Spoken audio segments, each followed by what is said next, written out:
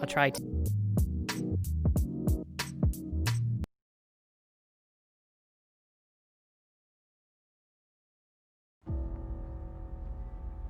Let me tell you something you already know.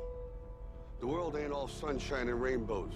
It's a very mean and nasty place, and I don't care how tough you are, it will beat you to your knees and keep you there permanently if you let it. You, me, or nobody is gonna hit as hard as life. But it ain't about how hard you hit. It's about how hard you can get hit and keep moving forward. How much you can take and keep moving forward. That's how winning is done. Now, if you know what you're worth, now go out and get what you're worth. But you gotta be willing to take the hits and not pointing fingers saying you ain't where you want to be because of him or her or anybody. Cowards do that, and that ain't you. You're better than that.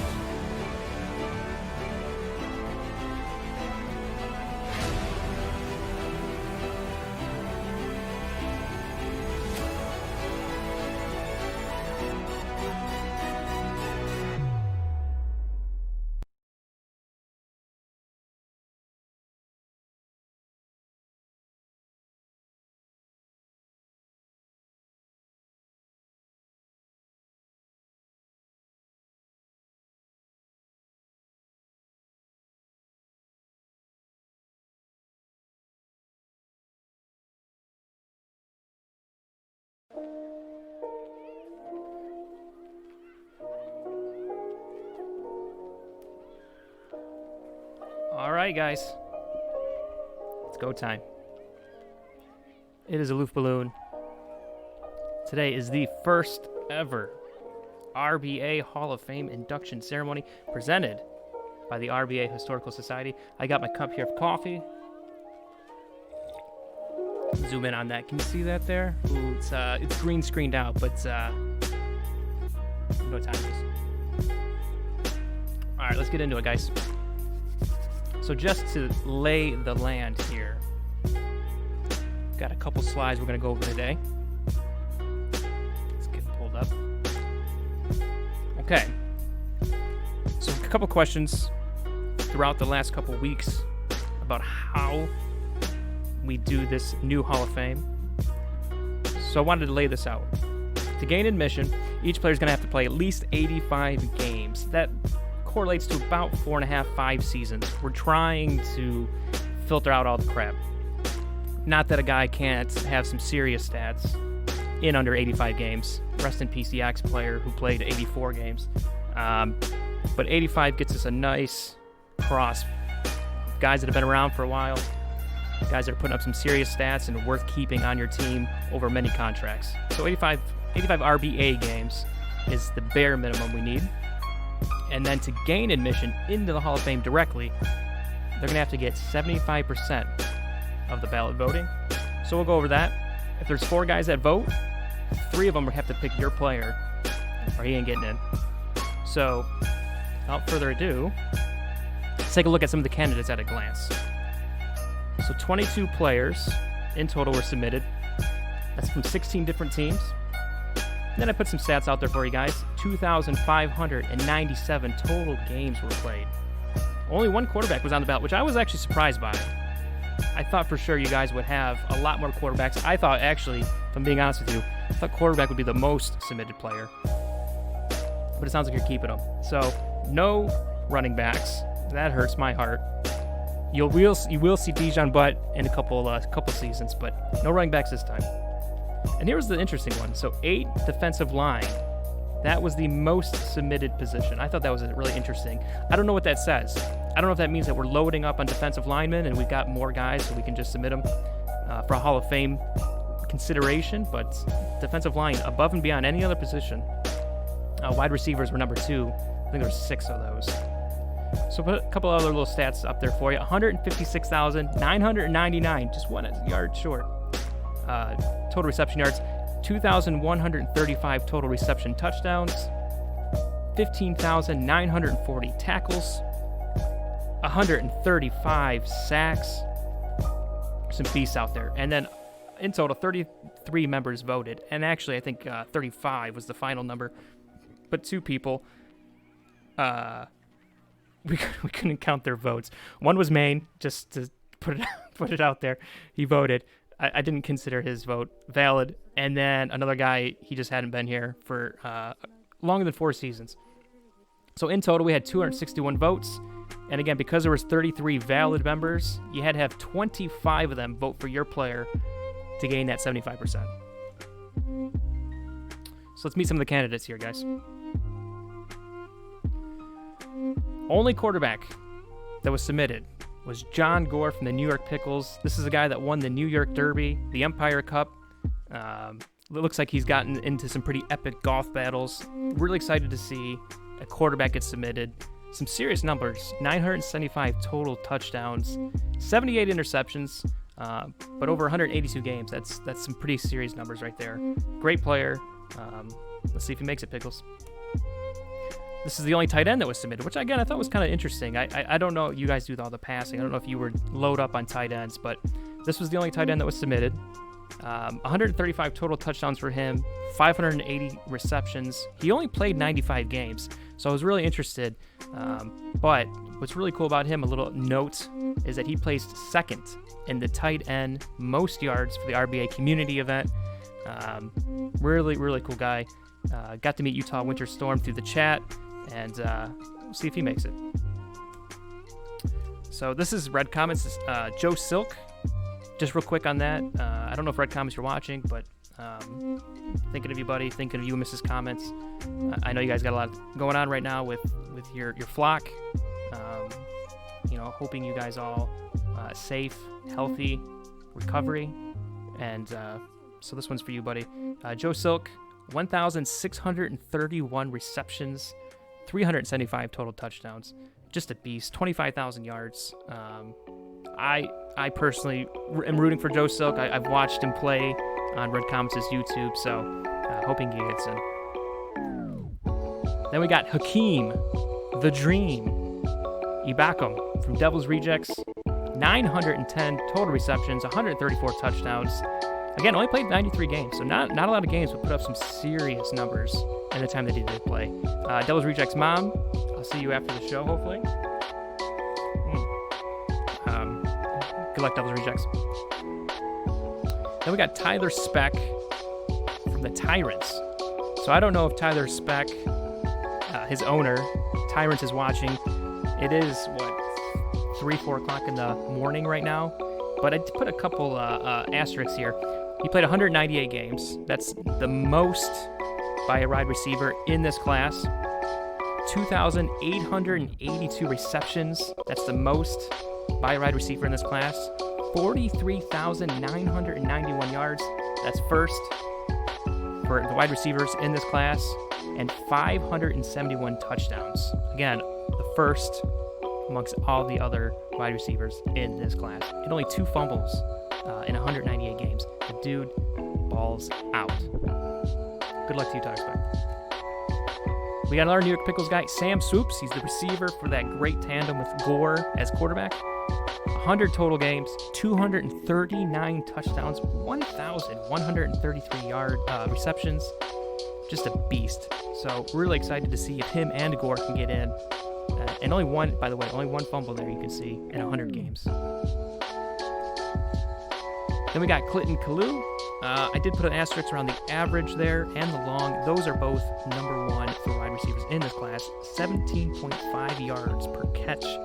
This is incredible. That was clearly the deep threat for this guy.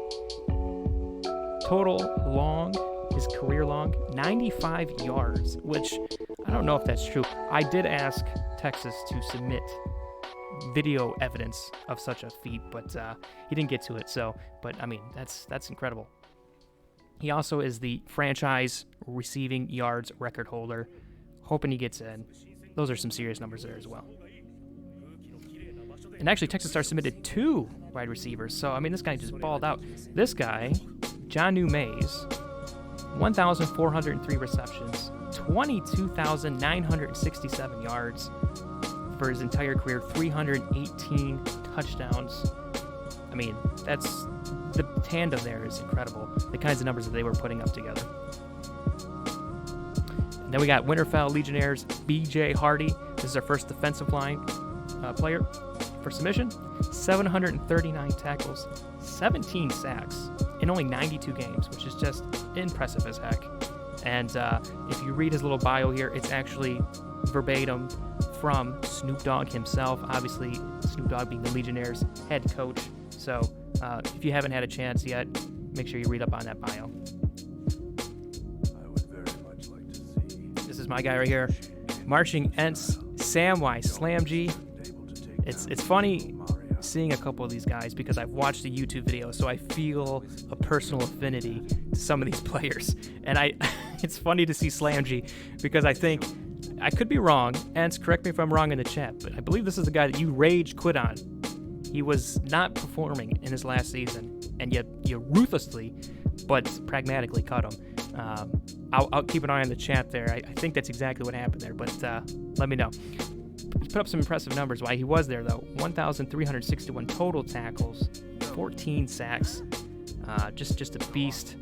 He once had a game where he got 23 tackles. It's just incredible. Jeremy Mabin from the Ultimate Toasters, 1,077 tackles, 8 sacks. This dude is a beast for the Ultimate Toasters.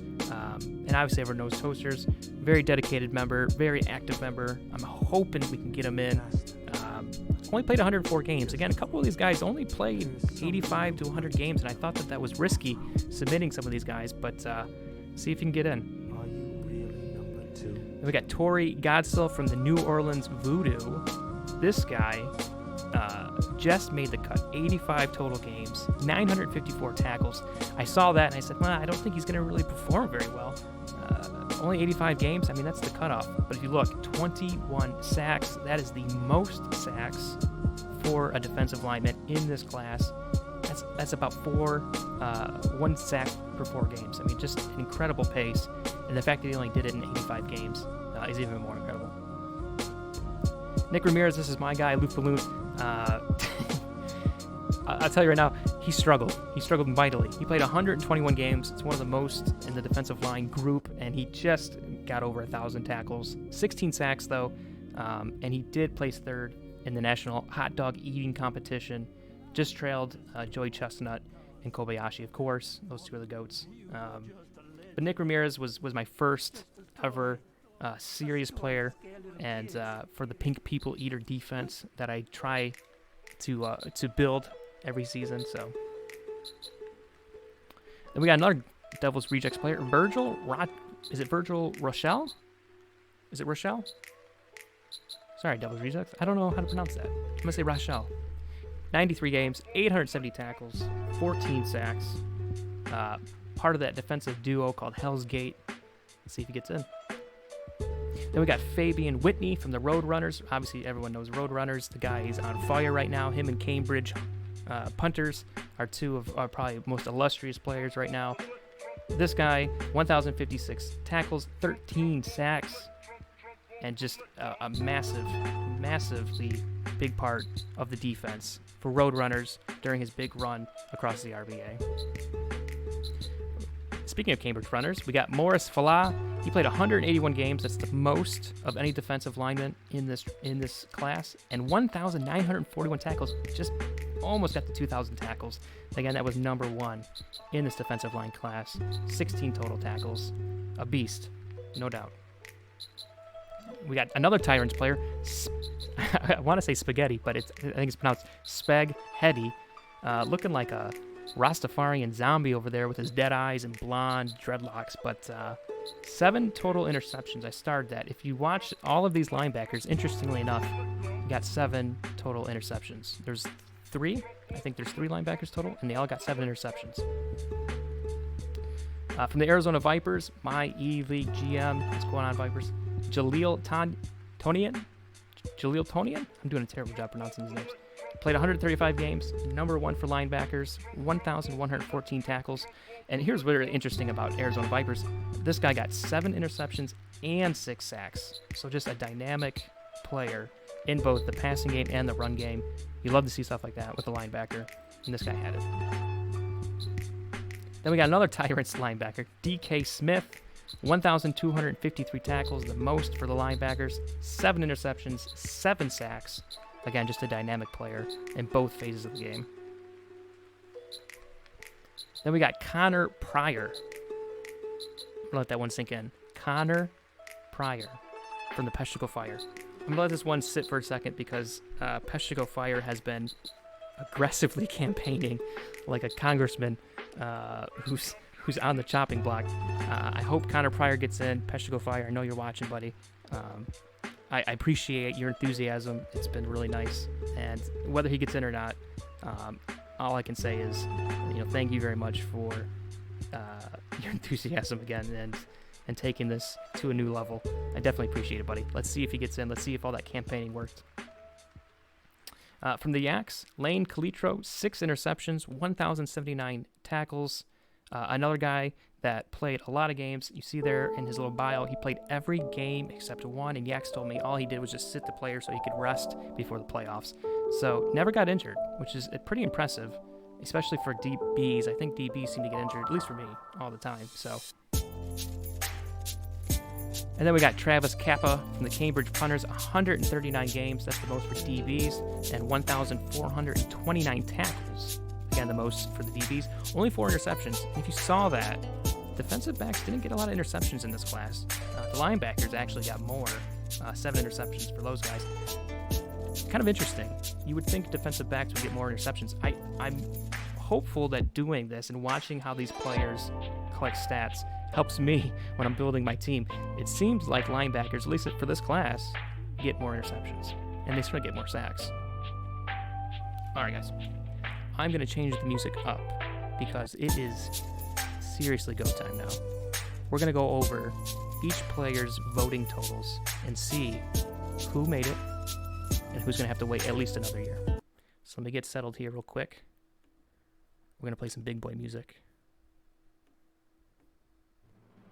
Okay, here we go. The Hall of Fame class of Season 12. John Gore picked up 54.5% of the vote. Not enough. Again, you have to get 75%. He will be back next year, though. Leon Grigsby, 18.2% of the vote. Unfortunately, he did not make it. But again, as the only tight end, I think it gives him kind of a rare opportunity in the minds of the voters. But didn't make it this time. Joe Silk, 69.7%, so close. I think that correlates to 1 vote. He was 1 vote away, I believe. Sorry, Red Comets. But certainly at 69.7, looks like he'll be back next season. And a second ballot Hall of Famer. Hakeem the Dream from Devil's Rejects, 6.1% of the vote. Definitely looks like you'll be back next season. Have the faith, buddy. Please. And let's make some diss videos for all the voters. And here's the guy, Tyler Speck, 84.8% of the vote. That was the #1 voted candidate. He is officially in. Tyrants, welcome to the Hall of Fame, buddy. Congratulations, Tyler Speck is in. Sam Swoops from the New York Pickles, 15.2% of the vote. So kind of interesting there. You had the tandem of Sam Swoops and Gore from the New York Pickles. Gore put up 54% of the vote. That's a healthy 54%. He definitely has a great shot at being in the Hall of Fame. But his wide receiver only got 15.2. Really interesting how people were voting around here. So I'll put out a full PDF version of all of this, and we can take a look at maybe what it was that the voters were valuing as far as players. But only got 15.2%. Sam Swoops will be back. Clinton Kalu, again, another wide receiver, 63.6%. So again, a couple guys there really, really close. I think Kalu, that basically translates to 2 or 3 votes that he was off. Really, really close. And again, he'll be back next season, next election. His tandem, Johnny Mays, only got 42.4. Again, another guy that's going to be back, I suspect. 42.4 is not bad at all. So let's see what he can do next season. BJ Hardy, a defensive line, 27.3%. Again, this was a very competitive defensive line class. 8 defensive line are in this class. So 27.3% is really not bad, guys. I'm telling you, for how many defensive line the voters were looking at, this is a healthy number, and I think we'll see it definitely go up 10, 15, 20% in the next election. Samwise Slamji, 45.5. Again, I know he didn't make it this year, but I'm telling you, for how deep the defensive line class was this season, I expect these numbers to go 15, 20%. So, again, very, very close. He'll be right there. He's already right there. Samwise Slamji, let's see what you can do, buddy. Jeremy Mabin from the Ultimate Toasters, 12.1%. Pretty low, but again, another guy I think that got kind of overlooked a little bit because of all the defensive line. Torrey Godsell, he's our second player to make the Hall of Fame. Congratulations, Voodoo. 78.8% of the vote. This guy only played 85 games, but he got 21 sacks. So obviously sacks were heavily valued in this particular election. And I think that's, again, why a lot of these defensive line that you saw earlier were keeping it down and not able to get the higher votes. But 78.8% is no joke. Godsell, welcome to the Hall of Fame. And my boy Nick Ramirez, we'll quickly go over him, 27.3. Good luck next season, buddy. Virgil Rochelle, 6.1% of the vote. Again, I think he just got overlooked because of all the strong defensive linemen in this particular election. And then Fabian Whitney, 15.2%. Milan Roadrunners, sorry, buddy. Better luck next season. And Morris Falah from the Cambridge Punters, another defensive line that obviously voters really thought highly of, 45.5%. I suspect he'll be very close next season.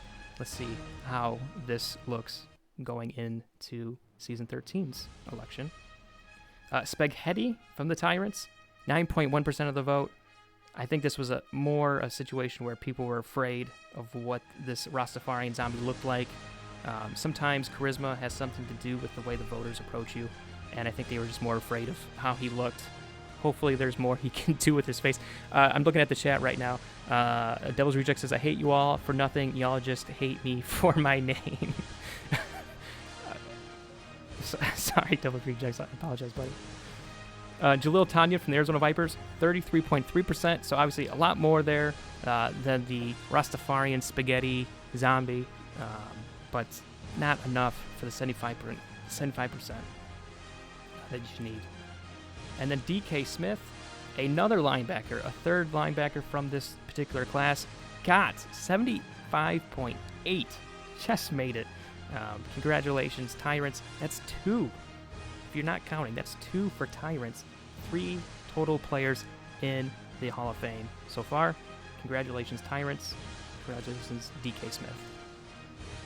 Connor Pryor from Peshtigo Fire, 27.3. It pains me to say it, Peshtigo. I apologize, buddy. I'm hoping you can make it next season. Again, I expect a lot of these guys that are in the 30s, the 20s to 30s, maybe even 40s, 50s, to really be very close next season, if not make it next season. So have the faith, Fire. Unfortunately, he didn't make it this season. Lane Calitro, 18.2% from Yaks. Guy put up a lot, if you look over there, his badge, guy put up a lot of Defensive Player of the Year awards. I didn't say anything about it earlier, but that was actually the most. I think there's 5 there. I know that the voting population doesn't really respect that, but I think it's a cool thing that we track. And sorry, Lane Calitro. Better luck next season. And then from the Cambridge Punters, Travis Kappa, 15.2%. Didn't make it in. Man, this was an aggressively, persistently discerning voting group. Like I showed in the first slide there, I think like something like 60 votes weren't even used. So a lot of those votes, had they been used, I think a lot of these guys would have been in. But you know, that's the community, and I actually like it. I think that it's great that we're being very discerning, and we're only allowing certain guys in. But again, all of these guys that didn't make it are automatically going to be in the next election. They're already carrying over. So if your guy didn't make it, there's nothing you have to do. I'm just going to roll him into the next one. So keep an eye out for next season.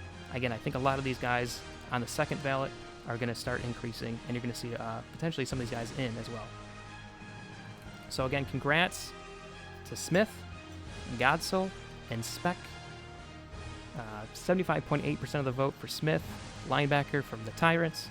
78.8% by Godsell from New Orleans Voodoo, for defensive lineman.